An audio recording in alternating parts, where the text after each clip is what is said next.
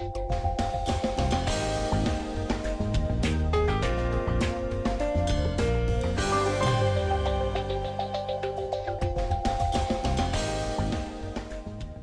and welcome to Somerville Community Access Television and Greater Somerville's continuing coverage of the 2015 municipal elections. I'm Joe Lynch, producer and host of Greater Somerville, and it is my pleasure to introduce you to the 5 Alderman-at-Large candidates whose names will appear on the November 3rd, 2015 ballot. The 5 candidates for Somerville Alderman-at-Large are John Connolly, Sean Fitzgerald, Mary Jo Rossetti, Dennis Sullivan, and William White. We hope you find these candidate profiles helpful when you vote in this year's election. If you need more information about voting in this year's municipal election, please visit the City of Somerville's website or call the Elections Department at City Hall. As always, stay safe, stay informed, and thank you for watching.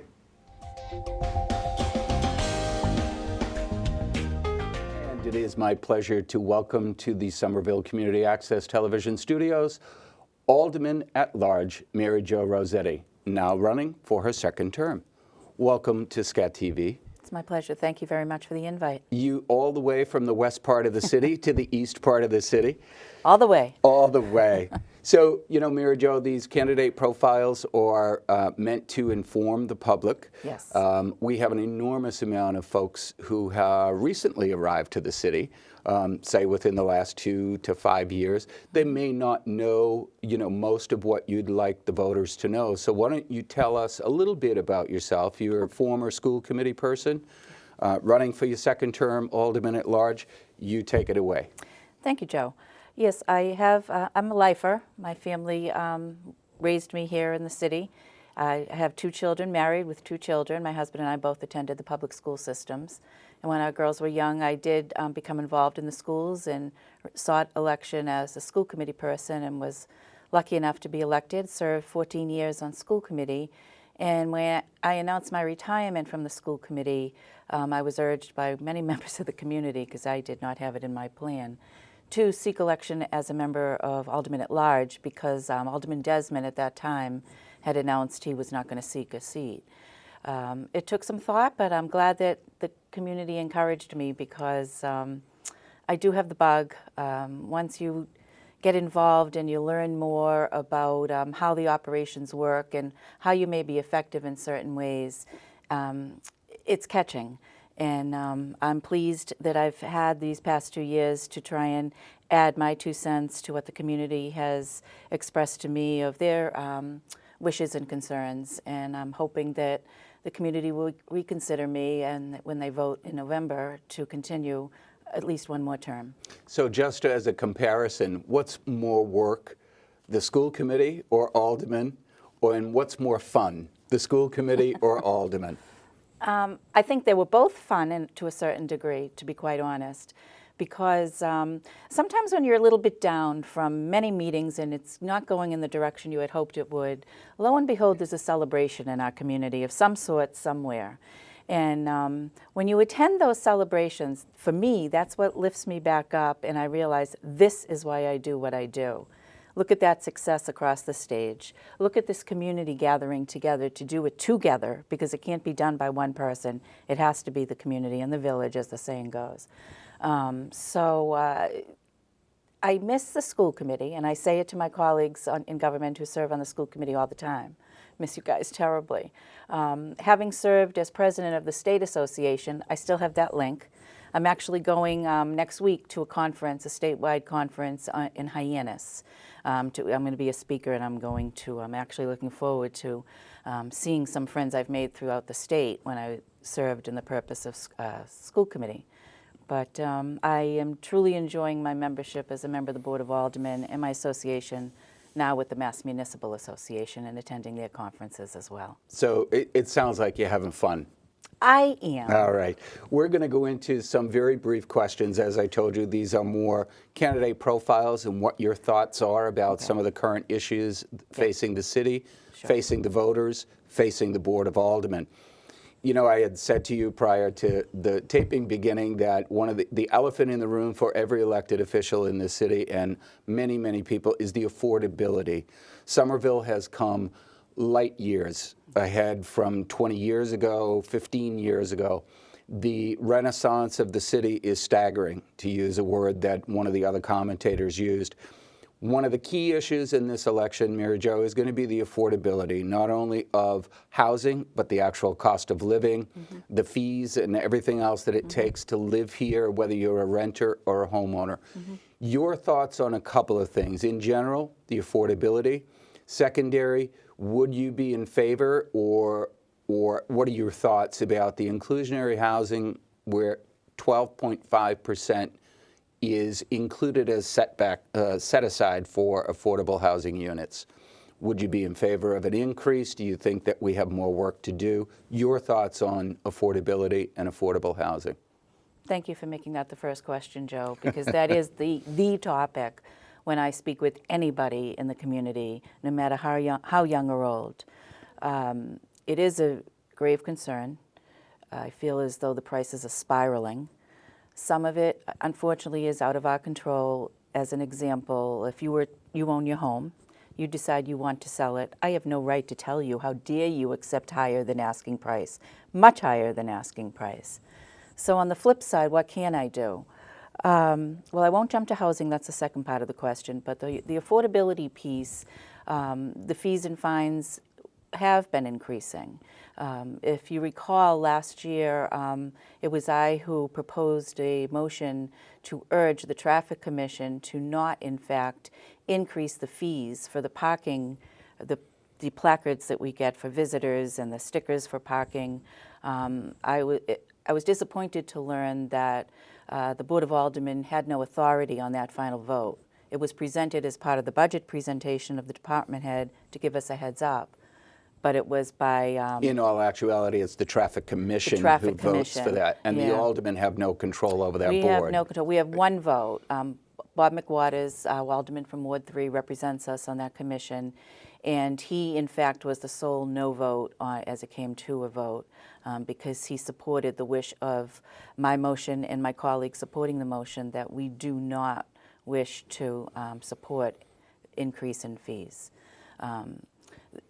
So back onto the housing part of it, though, is much more difficult to control. It is. It is. I'm pleased that the board together realized the new zoning overhaul that the administration proposed, the mayor and the administration proposed to us last year. Many meetings, and and when I went out to the community, I did my best to go to every community meeting I could. And when I attended them, I chose to sit in a spot where I didn't know anybody because I wanted to see their reaction to the discussion. And in the end, it was clear to me that those that took the time out of their lives to come to a community meeting, to have some questions answered, to try and understand it better, were more confused when the meeting was over than ever before. It created, too much confusion and concern. And part of it was people were starting to realize they wouldn't have control over development in their community, but the prices were going to be spiraling. So right now, what has been brought recently to the Board of Aldermen, which I wholeheartedly support, is consideration of increasing from 12.5%, bring it all the way up to 20. Now, 20 wasn't talked about in the proposal of the zoning change. I believe it was a suggested increase to 15. Then we had some discussion about bringing it to 17.5. Some members of the community discussed why not 20%. And I agree with the community who brought forward to the Board of Aldermen that now that there is a new zoning overhaul being proposed, the community meetings, I am told, will begin early November. They're 6 weeks behind in getting those meetings up and running. Why wait? Because it's my opinion and a lot of other people's opinions in talking with them that this new round of zoning overhaul change will bring with it many more meetings and many more questions. And a lot more time. And nothing will be happening while we're doing that discussion and investigation. Meanwhile, you still have people being displaced and the city is still going through gentrification with no kind of safety net for those who can't afford million-dollar condos. No. So what's your general feel? I mean, can the Board of Aldermen speed up this process for the new zoning to include a higher set-aside, or is that going to be driven by the executive office, by the mayor? It's my hope that we will. It has now gone to committee. Land Use. Alderman Sullivan chairs it. I asked that he call his next meeting as a meeting of the whole, because I am not assigned to that committee. And I wanted to be privy to discussion and to be able to cast a vote if there were any motions moved the first night we begin to discuss it. That meeting is coming up soon. But as one member of the Board of Aldermen, I hope that we can move this forward now as a separate item, let the whole zoning overhaul continue on in discussion. In the meanwhile, let's not wait. Let's move this increase of 20% inclusionary housing to be voted sooner, not wait for the total zoning overhaul. Reminds me of a discussion I had when as you know, I ran for office as well, and I proposed a 15% hike from 12.5 to 15%, and I was laughed out of the room. So, you know, unfortunately, gentrification has taken place in the city. It will continue to take place because, as I've said many times before, the city is now a very, very sexy commodity. We have developers banging down the door. The last question on affordability, though, on the housing prices, if we do increase this to 20%, is there a fear on the Board of Aldermen that we may scare away developers if we're asking them for 20% set aside? The Board of Aldermen as a unified group has yet to discuss this. My personal opinion is I'm not worried about that. I look at the costs that the developers and the mega bucks that the developers are making for themselves right now. I'm a homeowner. I don't know about you, Joe, but yes, every now and then I would get something in my home meal enticing me to consider selling my home. Now it's tenfold. Not only am I getting in the mail, I'm getting phone calls. No, there's no concern. I wanted to spend time on the affordability issue because I think it is at the forefront of discussions the board is having. But let's go into a couple of others on, taxes, water and sewer, the fees and fines. All of that stuff is going up. What are you hearing from the voters when you're canvassing or when they're calling you about this stuff? Is it as big an issue now as it was, say, 6 years ago? Taxes are always a concern. That is also in the conversation of constituents when I am talking, and I do try to talk to as many people as possible. The question that I have a hard time explaining to them, because I too have challenged the administration and the Treasury Department over and over again. We can't understand why is it that Assembly is now successfully up and running, continuing to grow, and why is it that our taxes are not showing some relief? Where's the benefit to the homeowner when we were promised that all this commercial development would give us tax relief? And we have to think long range, we have to look at the bell curve, and I have no patience to think in that avenue when the success is happening now. Crime in the city is dropping. What are you hearing from the voters on that? The ResiStat meetings in individual wards are very helpful to that. I think my hat goes off to the police department for helping to remind the community, why is it that we had an increased crime rate? This is what you can do in your home, your car, to stop that. And I believe that those ResiStat meetings have been very effective.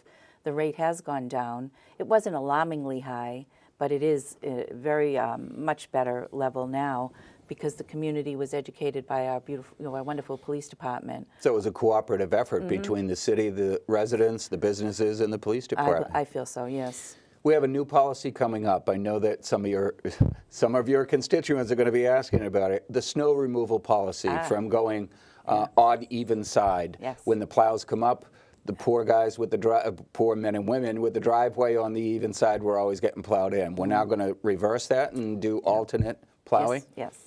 I'm very pleased. I was one of these, I spearheaded this way back. The people on the odd side are not going to be as happy. They may not vote for you this time I out. know. I respect that and I understand that. I actually, last night when the city released, yesterday the city released a press release. I shared it on my Facebook page. I shared it on my email listserv. And one gentleman, I got a lot of positives on my Facebook, which those are all even side people.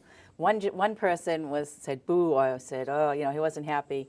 And I said, let me guess, you're an odd side. And he said, yep. Yeah. Later on, as I tracked my postings, he then poked back in to comment to everybody who was responding to me by saying, You're right. I never thought of it that way. I'll bite it. I'll bite it. You're right. It's time. It's called time the we shoe- share. It's called the shoe was on the other foot. Yeah. So I'm thrilled. Let's talk a little bit about, the mayor has very big plans about redoing some of the city-owned property.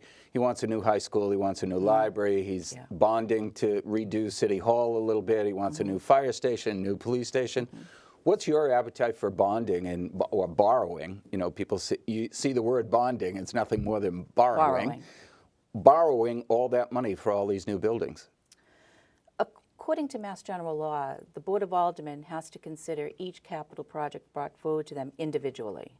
So although there may be a lump on the table right now, we will take one at a time. We will consider one at a time. Perhaps we may have to prioritize them, but it's one building per vote, and how are we going to do it? One building up in the basket right now is a potential new Somerville High School building. I happen to serve on the building committee formed by the mayor as appointed by President White.